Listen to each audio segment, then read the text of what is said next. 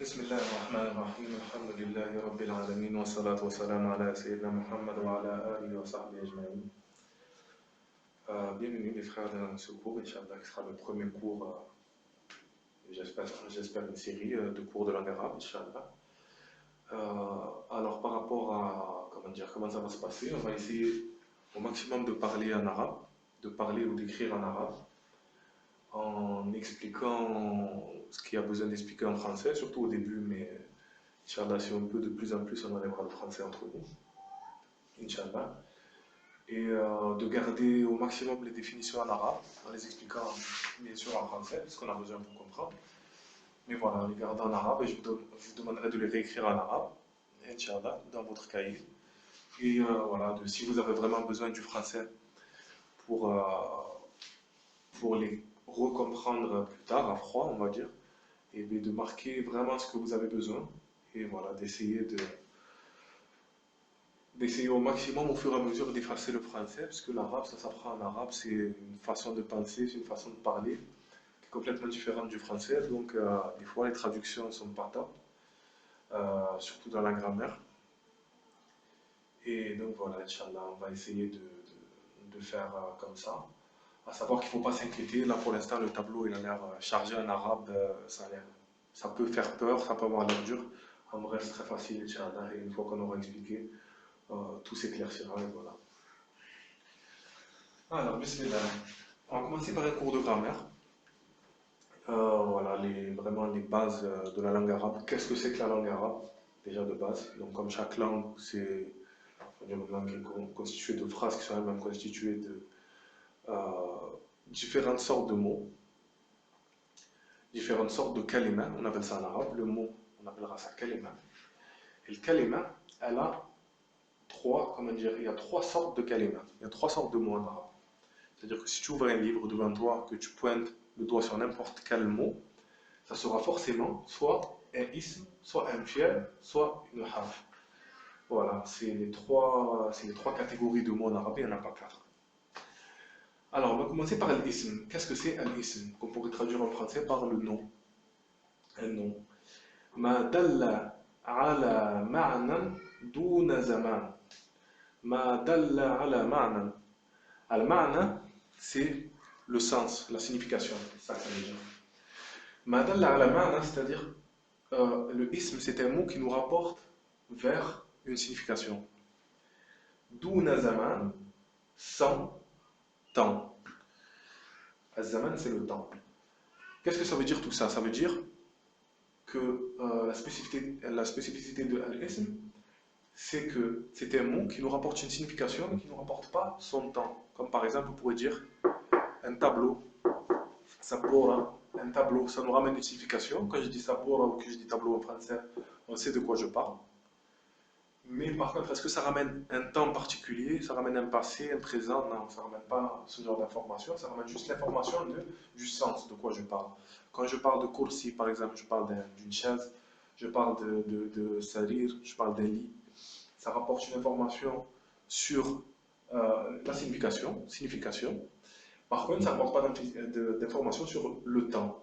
Ça, c'est ce qui s'appelle al-ism, qui serait qualifié du nom en français. Ensuite, on a al-fi'l. Al-fi'l, qu'est-ce que c'est al-fi'l? Qu'on pourrait traduire par le verbe en français. Ma dalla ala ma'nan wa zaman. Le fi'l, c'est le mot qui nous rapporte, qui nous amène vers une signification, mais qui nous ramène également vers un temps. Et c'est là la différence entre l'ism et le fi'l. Pourquoi? Parce que al-fi'l, en plus d'avoir une signification, si je te dis akala, il a mangé, on comprend la signification de manger, mais on comprend également akala, que c'est au passé. Donc, le fi'l, il nous donne ces deux informations-là. Il nous donne l'information sur la signification du mot, ce que ça veut dire, et deuxièmement, sur le temps, si c'est au passé, si c'est au présent, si c'est au futur, etc. Et ça, on le verra plus tard, Inch'Allah. Ensuite, troisième catégorie de al-kalima, de aqsam al-kalima, on a al-harf. Al-harf, je ne sais pas comment on dirait ça en français, pour être honnête. C'est un mot qui ma dalla ala ma'na fi ghayrihi. C'est-à-dire que c'est un mot qui n'a pas vraiment de ma'na spécifique, il n'a pas un sens qui est spécifique, mais par contre, il aura un sens suivant en fait ce qui va le suivre. Par exemple, des verbes, des harf, des mots comme fi, ala, ila, min. Tout ça, ce sont des mots qui en fait qui n'ont pas un sens propre, qui au contraire peuvent avoir plein de sens différents, selon, à chaque fois, ça varie selon ce qu'il y a après. Donc, al-harf, si on traduirait littéralement, ça serait en fait le mot qui apporte une signification à celui qui vient avec. C'est-à-dire qu'il n'a pas, sa signification, elle n'est pas propre à lui, mais elle va dépendre du contexte, elle va dépendre de ce qui vient après. Comme par exemple, on a dit fi, ala, min. Voilà. Ensuite, on va rentrer plus précisément dans cette catégorie des isms. Catégorie des isms qu'on a dit que sont les noms. Madalla ala ma'nan duna zaman. Ceux qui apportent une signification, ceux qui apportent une information sur la signification du mot, pas sur son temps, donc les noms, comme on dirait sabor, on a dit, kursi, une chaise, etc. Kitab, un livre. On va rentrer dans les différentes comment dire, les différentes catégorisations qu'on peut faire par rapport au ism. Il faut savoir que le ism, donc le nom, il peut se décomposer de plein de façons selon plein de points de vue différents. Là, on va en voir trois décompositions, à savoir qu'il y en a plus. C'est pour ça qu'on a mis min. Par exemple, min qui est un harf qui, dans ce contexte-là, avec ce qui vient après, veut dire parmi, en gros, parmi les décompositions qu'on peut faire du ism. Voilà. Mais donc on voit bien que min, ça peut être complètement autre chose. Je suis parti min bayti ila al-masjid. Dans ce cas-là, min, il voudra dire à partir. Je suis parti à partir de la maison jusqu'à la mosquée, etc. Là, ça aura la signification de quelques, voilà, parmi, les décompositions qu'on peut faire du ism. Alors, parmi les décompositions qu'on peut faire, on peut décomposer le ism en trois catégories par rapport au nombre qu'il représente. On a pris un exemple ici avec muslim, le musulman. Si je dis muslimun, ça ne représente qu'une seule personne. Comme on voit ici, le chiffre 1, je les ai mis en arabe, je pense que vous connaissez, si vous ne connaissez pas, je les remettrai après. Cette catégorie s'appelle le mufrad. Le mufrad, le singulier, on dirait en français. Muslim. Donc si je dis muslim, ça veut dire que je vise une seule personne. Muslim, il est que un. En arabe, il y a une spécificité, c'est que en français, on passe directement du singulier au pluriel. En arabe, avant le pluriel, on a le duel, ce qu'on traduirait comme ça. Ce qui signifie en fait deux personnes, deux choses, qui s'appelle en arabe le musanna. Le musanna, c'est utilisé pour deux choses. Par exemple, dans notre exemple qu'on avait pris de muslim, si on parle de deux musulmans, on dira muslimani. Muslimani, pourquoi? Parce qu'ils sont deux, donc on conjugue en fait le nom muslim au musanna.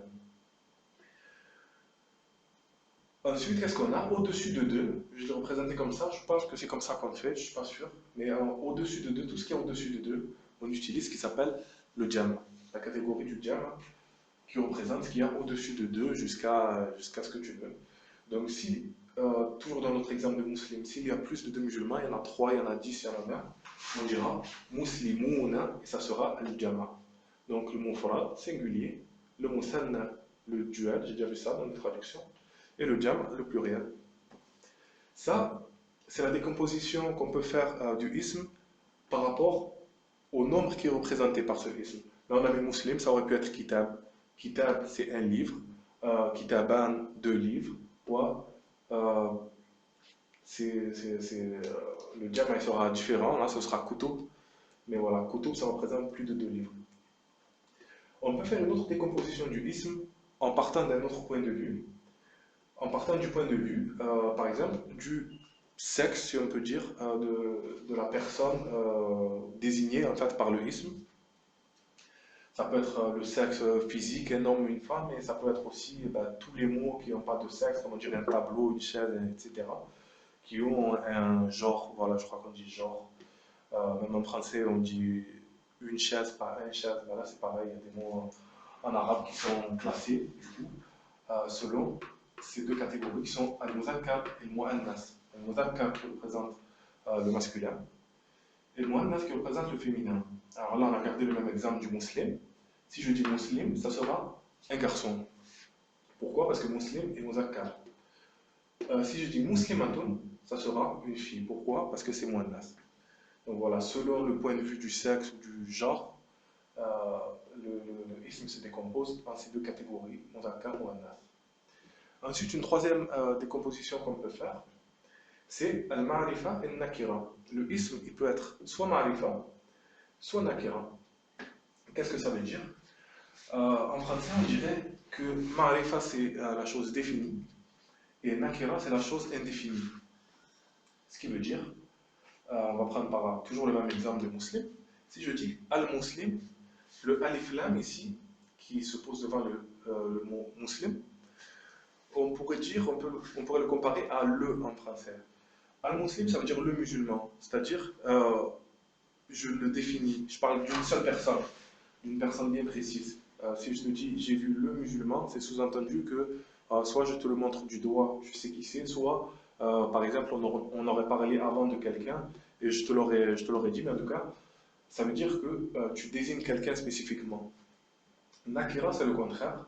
Muslim, si je te dis muslim, ra'aytu musliman, j'ai vu un musulman, qui signifie en fait que je ne l'ai pas désigné spécifiquement, que ça peut être n'importe qui, et que la personne à qui on parle, quand on dira muslim, il ne saura pas exactement de quel muslim je parle. C'est la différence entre nakira et ma'rifa. Donc ma'rifa défini, on sait de qui on parle. Si je te dis j'ai lu le kitab, al-kitab, qara'tu al-kitab, ça veut dire que tu es censé savoir de quel kitab je parle et ça veut dire que je l'ai défini, je l'ai précisé. Si je te dis qara'tu kitaban, j'ai lu un livre, ça peut être n'importe lequel et c'est nakira. Ça, c'est ce qu'il en est pour les asma. Donc, il y a il y a encore plus de décompositions qu'on peut faire à partir du ism, mais pour l'instant, il suffira de ces trois-là, Inch'Allah. On va rentrer ensuite dans les décompositions du fi'l, du deuxième le fi'l.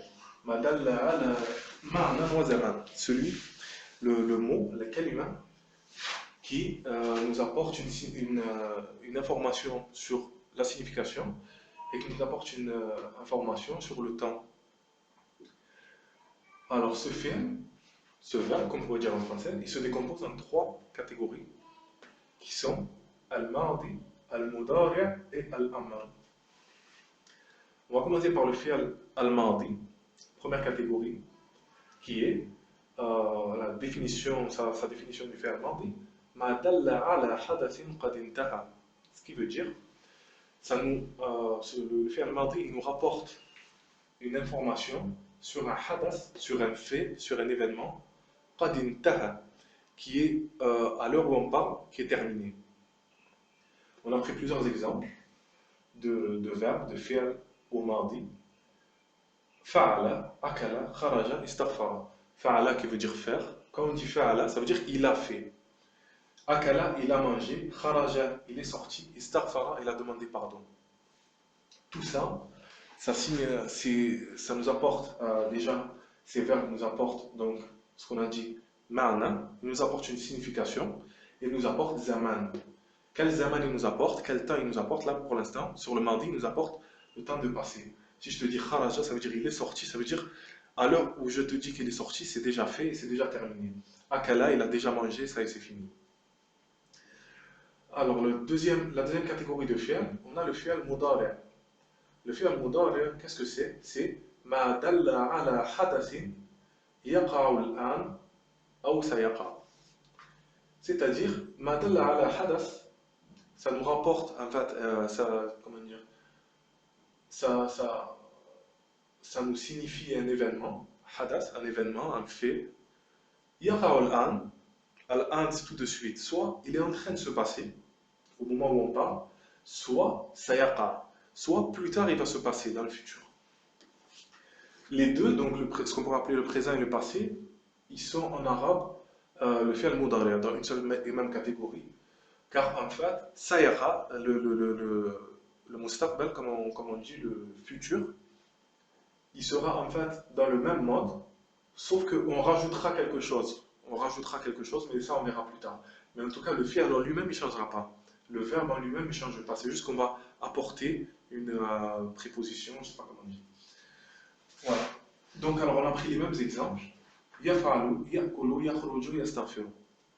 Si je dis yafalu, ça veut dire il fait. Il est en train de faire. Sous mes yeux, il est en train de le faire pendant que je parle. Yakulu, il est en train de manger. Yakhruju, il est en train de sortir. Yastaghfiru, il est en train de demander pardon. À l'heure même où je suis en train de parler. Ou alors, en rajoutant, par exemple, ça yafalu, ça veut dire il va faire plus tard. Voilà. Ça, c'est le fi'l mudari'. Ensuite, on a une troisième catégorie, que il me semble qu'elle n'existe pas en français, qui s'appelle al-amr. Al-amr, qu'on pourrait traduire par l'ordre. Pas dans tous les cas, mais ouais, on pourrait traduire l'ordre ou la demande. Et qu'est-ce que c'est sa définition? طلب حدوث الحدث. C'est le fait de demander qu'une chose se produise. Par exemple, on a repris les mêmes exemples. If'al. Si je te dis if'al, ça veut dire fais. Fais-le. Si je te dis cool, ça veut dire mange. Si je te dis ukhruj, sors. Si je te dis istaghfir, ça veut dire demande pardon. Euh, donc, tous ces verbes-là, on voit, qui nous ramènent à chaque fois à un ma'nan, comme on disait dans la première partie, un ma'nan et un zaman. Le ma'nan, on voit qu'à chaque fois c'est le même. Par exemple, si je prends istaghfara, yastaghfiru, istaghfir, le sens il est le même, c'est de demander pardon. Et ce qui change entre le madi, le mudari' et l'amr, c'est juste l'indication de temps. Istaghfara, ça veut dire qu'il l'a fait, il a demandé pardon. Yastaghfiru, il demande pardon. Ou sayastaghfiru, il va demander pardon. Et istaghfir, demande pardon. Voilà pour notre premier cours, Inch'Allah. Et dans le prochain cours, on essaiera de voir, Inch'Allah, un texte et de sortir des nouveaux mots, d'apprendre des nouveaux mots, des nouvelles formulations, Inch'Allah. Et voilà, qu'Allah nous facilite à tous, Inch'Allah. Wa jazakumullahu khairan wa assalamu alaikum wa rahmatullah.